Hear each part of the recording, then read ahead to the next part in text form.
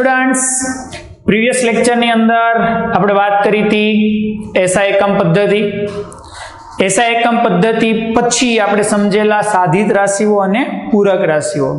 એટલે છેલ્લા લેક્ચરમાં આપણે ભણેલા પૂરક રાશિમાં મેં તમને કઈ કઈ રાશિઓની વાત કરી? સમતલ કોણ, ઘન કોણ અને રેડિયો એક્ટિવિટી. સમતલ કોણ અને ઘન કોણમાંથી કેવા પ્રકારના પ્રશ્નો પૂછાય એની પણ મેં લેક્ચરની અંદર વાત કરી હતી. જો તમે ન જોયો હોય તો એ લેક્ચર ફરીથી જોઈ લો. આજે હવે આપણે શરૂઆત કરવાના છીએ આ રાશિઓના માપનની. ચેપ્ટરનું નામ શું છે? એકમ અને માપન. એકમોનો બેઝિક ખ્યાલ આપણે ભણી ગયા. માપનની શરૂઆત કરીએ. માપનમાં મેં તમને કીધું એમ આપણે 3 રાશિના માપન ભણવાના છીએ. એક લંબાઈ, દળ અને સમય. તો આજે આપણે સમજવું છે લંબાઈનું માપન. ચાલો આજે આપણે સમજવાના છીએ લંબાઈનું માપન. ઓકે, હવે હું તમને પહેલા થોડીક બેઝિક વસ્તુ કહી દઉં. લંબાઈનું માપન કઈ રીતે લંબાઈ માપી શકાય તો બધાને ખબર હશે. ફૂટપટ્ટી વડે, યસ, સાદી મીટર પટ્ટી વડે.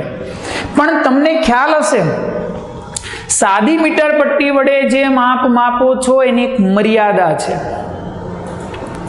મીટર પટ્ટી વડે તમે બધા જ માપ માપી શકો એવું જરૂરી નથી. તો એવું કહેવાય છે કે 10⁻³ મીટર થી લઈને 10⁻² મીટર. 10⁻³ એટલે મિલીમીટર. એટલે છોકરાઓ 1 મિલીમીટર થી લઈને 100 મીટર સુધીનું માપ તમે સાદી મીટર પટ્ટી વડે માપી શકો છો. 1 મિલીમીટર થી લઈને 100 મીટર સુધીનું માપ સાદી મીટર પટ્ટી વડે આરામથી માપી શકાય. કે 1 મિલીમીટર, ઘણા વિચારશે સર એ કઈ રીતે? તો તમને બધાનું એક સિમ્પલ લોજિક શીખવાડું, ધ્યાન આપો. સિમ્પલ લોજિક એવું છે, આપણે જોયું હશે 1 સેન્ટીમીટરની અંદર 10 કાપા હોય. ફૂટપટ્ટીમાં યાદ કરો તો આ 10 કાપા એટલે 1 સેન્ટીમીટર થયું. તો 1 કાપો એટલે 0.1 સેન્ટીમીટર. 0.1 સેન્ટીમીટર હે ને? જો 10 કાપા એટલે 1 સેન્ટીમીટર. સાદી મીટર પટ્ટીની વાત કરું, તમે જે જનરલી ફૂટપટ્ટી જુઓ છો એની વાત છે. 10 કાપા 1 સેન્ટીમીટર. તો આ 1 કાપાનું માપ કેટલું થાય છોકરાઓ? 0.1 સેન્ટીમીટર. એટલે 0.1 સેન્ટીમીટર. હવે તમને બધાને એટલી ખબર છે એટલે હું આને આમ લખી શકું 10⁻⁴ સેન્ટીમીટર. સેન્ટીમીટરને પાછા મીટરમાં લઈ જવા છે. 10⁻². સેન્ટીમીટરને મીટરમાં લઈ જવા એટલે 10⁻². કેમ? બધા જાણો છો 1 મીટર બરાબર 100 સેન્ટીમીટર. 1 મીટર બરાબર 100 સેન્ટીમીટર. તો ઊંધું બોલો. 1 સેન્ટીમીટર બરાબર 1/100 મીટર. 1/100 એટલે 1/10⁻². ઉપર ગઈ તો -2 એટલે કેટલી થઈ ગઈ? 10⁻³ મીટર. જો આવી ગયું છોકરાઓ? એટલે મેં કીધું સાદી મીટર પટ્ટીથી તમે નાનામાં નાનું માપ આટલું માપશો અને મોટામાં મોટું માપ તમે કેટલું માપશો? તો કે 100 મીટર સુધીનું. આ સાદી મીટર પટ્ટીની વાત થઈ. ચાલો આપણા મગજમાં થોડાક સવાલ ઉત્પન્ન થાય. હવે હું તમને 1-2 બેઝિક સવાલ પૂછું કે મારે આનાથી નાનું માપ માપવું છે. 10⁻³ મીટર કરતાંય નાનું માપ માપવું છે તો સમજજો હવે ધ્યાનથી હા મિત્રો. 10⁻⁴ મીટર સુધીનું માપ તમે વર્નિયર કેલિપર્સ નામના સાધન વડે માપી શકશો. ડરતા નહીં. ઘણા વિચારશે આ હું ટેન્શન લ્યોમાં. વર્નિયર કેલિપર્સ સાધન કેવું છે, એના વડે કઈ રીતે આ માપ માપી શકાય એ તમે લેબની અંદર પ્રેક્ટિકલ કરવાના જ છો. આપણા ફિઝિક્સની અંદર પહેલો જ પ્રેક્ટિકલ છે વર્નિયર કેલિપર્સ, જેની મદદથી તમે આ માપ માપવાના છો. એટલે તમારે આની કરતા નાનું માપ માપવું છે તો વર્નિયર કેલિપર્સ વપરાય. ઘણાને એમ થાય હજુ નાનું માપ માપવું છે, કોઈ વાંધો નહીં મિત્રો. 10⁻⁵ મીટર સુધીનું માપ માપવું છે तो एवा केस में माइक्रोमीटर स्क्रू गेज अथवा स्फेरोमीटर वपराय छे। माइक्रोमीटर स्क्रू गेज अथवा स्फेरोमीटर। घणा एमाय विचार करशे आ हूँ प्रेक्टिकल नंबर 2 आ छे, प्रेक्टिकल नंबर 3 आ छे। એટલે અત્યારે જે હું નામ બોલ્યો એ તમે લેબની અંદર એના પ્રેક્ટિકલ પરફોર્મ કરવાના જ છો। એટલે તમે વર્નિયર કેલિપર્સ જોવાના છો, સ્ક્રૂ ગેજ જોવાના છો અને સ્ફેરોમીટર જોવાના છો। સમજાય છે વાત? પણ સૌથી મોટો સવાલ એ કે મારે બહુ મોટા અંતરો માપવા છે। ચાલો તમને કહેવામાં આવે કે પૃથ્વીથી કોઈ ગ્રહ સુધીનું અંતર માપવું છે। સ્વાભાવિક છે, બધાને ખબર પડે પૃથ્વીથી ગ્રહ સુધીનું અંતર માપવું કે આપણે ત્યાં તો મીટર પટ્ટી લાંબી ન કરાય। નાસા વાળાને એવું તો ન કહેવાય ભાઈ એક છેડો અહીંયા પકડીને ઉભો રહું, તું બીજો છેડો લઈને જા ચંદ્ર ઉપર। સમજાય છે ને વાત? તો આવા મોટા અંતરો માપવા છે તો ત્યાં આવા કોઈ સાધન કામ આપશે નહીં। તો એને કઈ રીતે માપવા? તો મિત્રો યાદ રાખો, મોટા અંતરોના માપન માટે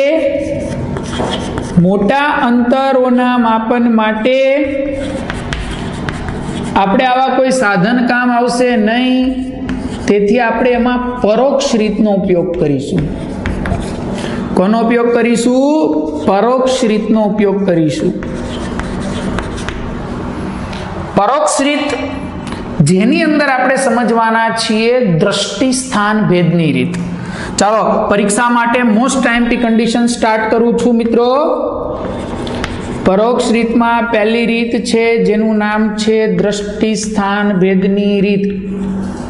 છોકરાઓ આને જ પરોક્ષ રીત કહેવાય અથવા ઇંગ્લિશમાં પેરેલેક્સ મેથડ કહેવાય।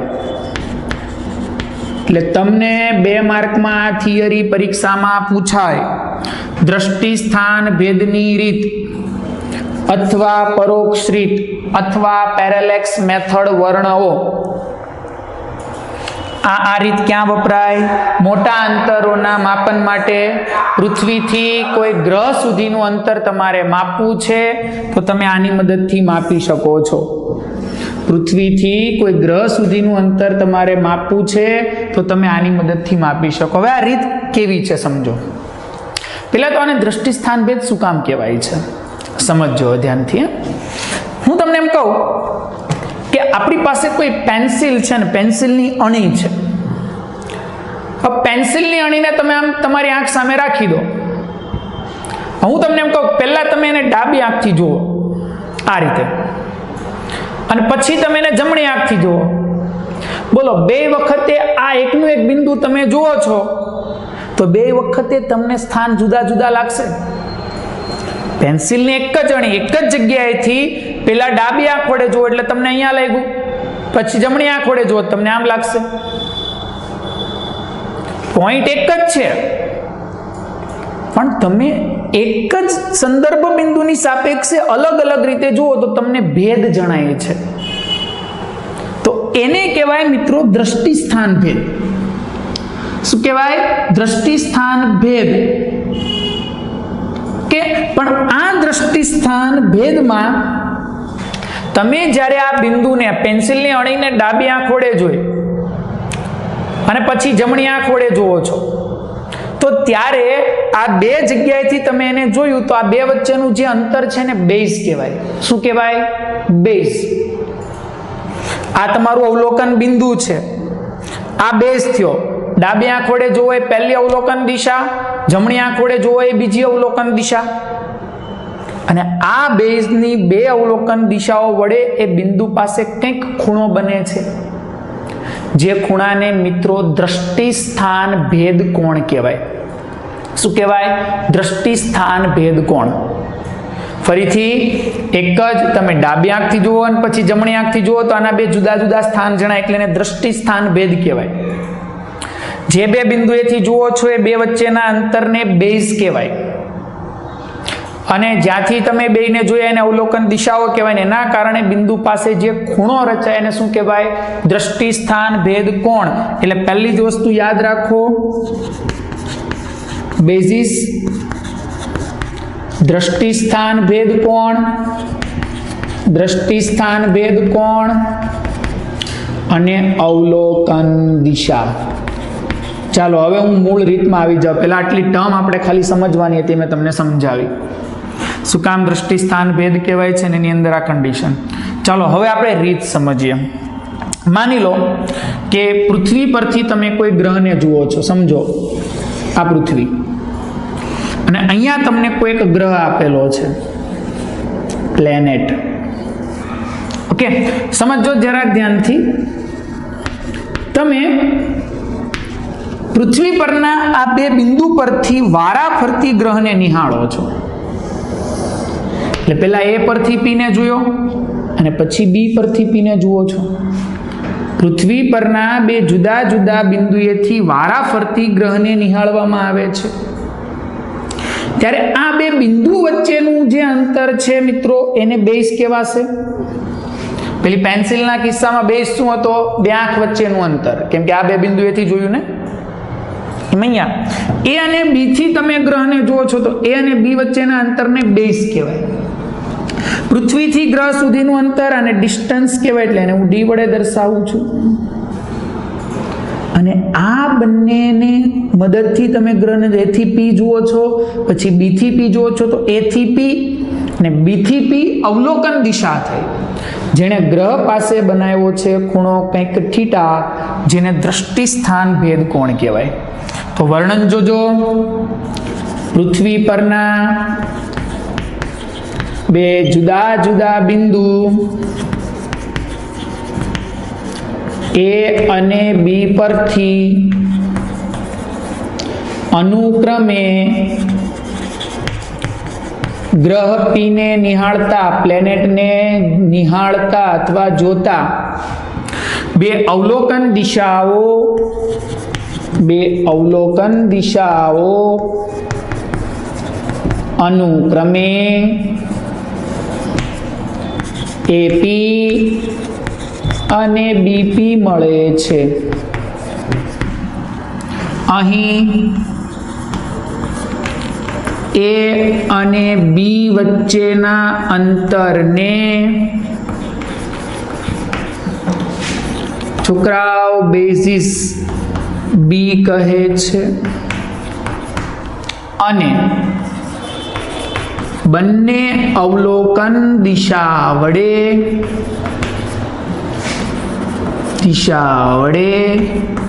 પી પાસે બનતા ખૂણાને દ્રષ્ટિ સ્થાન ભેદ કોણ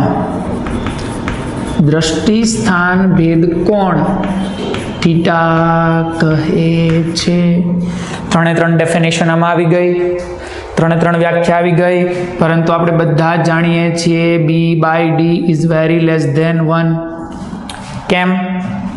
પૃથ્વી પરના બે બિંદુ વચ્ચેનું અંતર બી, પૃથ્વીથી ગ્રહ સુધીનું અંતર ડી. હવે તમને એટલી તો કોમન સેન્સ ચાલે ને, બી ની સાપેક્ષે ડી ઘણો મોટો હશે, હોય જ ને. પૃથ્વીથી ગ્રહ સુધીનું અંતર તો ઘણું મોટું, છેદ ઘણો મોટો, તો જવાબ 1 કરતા ઘણો નાનો, અને જવાબ 1 કરતા નાનો, તેથી થીટા પણ નાનો થાય. અને થીટા નાનો થાય તો થીટાની રેડિયનમાં વ્યાખ્યા મુજબ, બોલો છોકરાઓ, ખૂણો બરાબર ચાપના છેદમાં ત્રિજ્યા. કેમ? આને કેન્દ્ર ધારી લો, આને કેન્દ્ર ધારીના ચાપ દોરો, તો એ બી ચાપ થઈ ગઈ.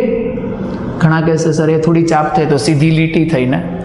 વાત સાચી છે, પણ હવે સમજો, આટલા મોટા અંતરની સાપેક્ષે તમે વર્તુળાકાર ભાગને જોશો તો તમને લગભગ સ્ટ્રેટ લાઈન જ લાગશે. કેમ? કેમ કે અંતર ઘણું મોટું છે. હું તમને એમ કહું એક સ્લાઇટ ગોળાઈ વાળી વસ્તુ છે ને તમારાથી હું ઘણે દૂર મૂકી દઉં, તમને જોવાનું કહું, તમને કેવી દેખાશે? લગભગ સ્ટ્રેટ, સીધી. સમજાય છે? ગોળાકાર જ, મને ખબર જ છે, ચાપ જ છે. પણ હું અહીંયાથી ઠેઠથી ત્યાં જોઉં તો મને લગભગ સ્ટ્રેટ જ દેખાશે. એટલા માટે મેં આને ચાપ લીધી છે. તો આ તમારું ઉગમ બિંદુ અથવા કેન્દ્ર, ત્યાંથી આ ચાપ દોરી તો આ ત્રિજ્યા થઈ ગઈ. હવે તમને બધાને ખબર છે થીટા આપણે માપી લીધો છે બે અવલોકન દિશાથી, બે વચ્ચેનું અંતર ખબર છે, તો તમને ડિસ્ટન્સ મળી ગયું. જ્યાં કેપિટલ ડી શું છે? પૃથ્વીથી ગ્રહ સુધીનું અંતર. પૃથ્વીથી ગ્રહ સુધીનું અંતર એટલે પૃથ્વીથી ગ્રહ સુધીના આવા મોટા અંતરોને માપવા હોય તો કોઈ સાધન કામ નહીં આવે. ત્યાં તમારે આવી દ્રષ્ટિ સ્થાન ભેદની રીતનો ઉપયોગ કરવો પડશે. પેલા એ બિંદુથી ગ્રહને જુઓ, પછી બી બિંદુથી જુઓ, બે જગ્યાએ ટેલિસ્કોપની મદદથી તમે જોયા એટલે ત્યારે જે ખૂણો બન્યો એ માપી લો. એ અને બી વચ્ચેનું અંતર તમને ખબર હોય પૃથ્વી પરના જ બિંદુ છે. સૂત્રમાં કિંમત મૂકો તો પૃથ્વીથી ગ્રહ સુધીનું અંતર મળી જાય. આ રીતનો એક ઉપયોગ છે, આ રીતનો એક નાનો એવો ઉપયોગ છે. દ્રષ્ટિ સ્થાન ભેદની રીતથી કોઈ પણ ગ્રહનું પરિમાણ જાણી શકાય, ગ્રહની સાઈઝ જાણી શકાય. ચાલો કઈ રીતે સમજો. તમને એવું કહેવામાં આવે કે સૂર્યનો વ્યાસ નક્કી કરો. એક એક્ઝામ્પલ છે. માની લો કે સૂર્યનો વ્યાસ તમારે જાણવો છે, આ સૂર્ય બરાબર, એનો આ વ્યાસ તમારે નક્કી કરવો છે. સમજો જરાક ધ્યાનથી. આ વ્યાસને આપણે બેઝ કહી દઈએ, જે મારે જાણવો છે. આ પૃથ્વી પરના કોઈ એક બિંદુ પર તમે ઊભા છો, સૂર્યનો વ્યાસ તમારે જાણવો છે. એક કામ કરો, પૃથ્વી પરથી પહેલા વ્યાસાંતે આવેલા પહેલા બિંદુને જુઓ, અહીંયા તમે છો પર્સન, અને પછી વ્યાસાંતે આવેલા બીજા બિંદુને જુઓ. પૃથ્વી પરના કોઈ બિંદુથી સૂર્યના વ્યાસાંતે આવેલા બે બિંદુને વારાફરતી નિહાળો છો ત્યારે જુઓ ટેલિસ્કોપ તમારી આંખ પાસે કંઈક ખૂણો બનાવે છે, જેને મિત્રો કોણીય વ્યાસ કહેવાય. શું કામ? વ્યાસે બનાવેલો ખૂણો. કોણે? વ્યાસે બનાવેલો ખૂણો એટલે કોણીય વ્યાસ. તો સિમ્પલ, પૃથ્વી પરના સ્થળેથી કોઈ ગ્રહના વ્યાસાંતે આવેલા બે બિંદુઓની અવલોકન દિશાએ અવલોકનકાર પાસે